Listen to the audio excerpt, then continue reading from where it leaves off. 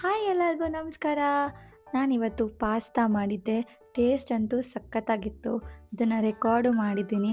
ನಿಮಗೆಲ್ಲ ಹೇಗೆ ಮಾಡೋದು ಈಸಿಯಾಗಿ ಅಂತ ಹೇಳ್ಕೊಡ್ತೀನಿ. ಸೊ ತಡ ಮಾಡದೆ ಲೆಟ್ಸ್ ಗೆಟ್ ಸ್ಟಾರ್ಟೆಡ್. ಕಾರ್ನ್ನ ಈ ಥರ ಹಾಫ್ ಹಾಕಿ ಕಟ್ ಮಾಡ್ಕೊಂಡ್ಬಿಟ್ರೆ ಈಸಿಯಾಗಿ ಬಿಡಿಸ್ಕೊಂಡ್ಬಿಡ್ಬೋದು. ಇದೊಂದು ಟಿಪ್. ಆಮೇಲೆ ಈರುಳ್ಳಿ ಕಟ್ ಮಾಡಿಕೊಂಡೆ. ಬ್ರಾಕೊಲಿನ ಮುಂಚೆನೇ ಸ್ಟೀಮ್ ಮಾಡಿ ಇಟ್ಕೊಂಡಿದ್ದೆ. ಸೊ ಅದನ್ನು ಚಿಕ್ಕ ಚಿಕ್ಕದಾಗಿ ಚಾಪ್ ಮಾಡಿಕೊಂಡೆ.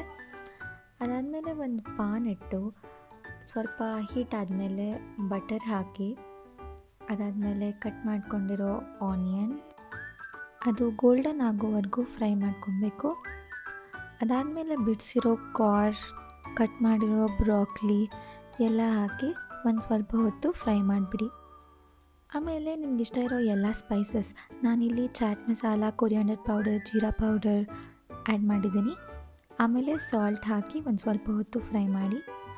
ನಾನಿಲ್ಲಿ ಮಾಡ್ತಾ ಇರೋದು ವೈಟ್ ಸಾಸ್ ಪಾಸ್ತಾ. ಸೊ ನಾನು ಇದಕ್ಕೆ ಸ್ವಲ್ಪ ಮಿಲ್ಕ್ ಆ್ಯಡ್ ಮಾಡಿಕೊಂಡೆ.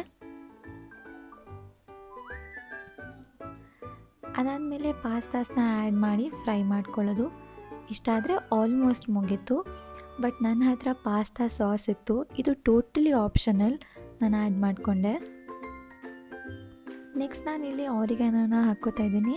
ಟ್ರಸ್ಟ್ ಮೀ, ಆರಿಗ್ಯಾನೋನ ಹಾಕ್ಕೊಂಡ್ರೆ ಟೇಸ್ಟ್ ಅಂತೂ ಡಬಲ್ ಆಗುತ್ತೆ. ಅದಾದಮೇಲೆ ಚೀಸ್ ಸ್ಲೈಸಸ್ನ ಹಾಕ್ಕೊಂಡು ಮಿಕ್ಸ್ ಮಾಡಿಕೊಂಡೆ. ವಿಡಿಯೋ ನಿಮಗೆ ಇಷ್ಟ ಆಗಿದರೆ ನನ್ನ ಚಾನಲ್ನ ಸಬ್ಸ್ಕ್ರೈಬ್ ಮಾಡ್ಕೊಳ್ಳಿ. Thank you.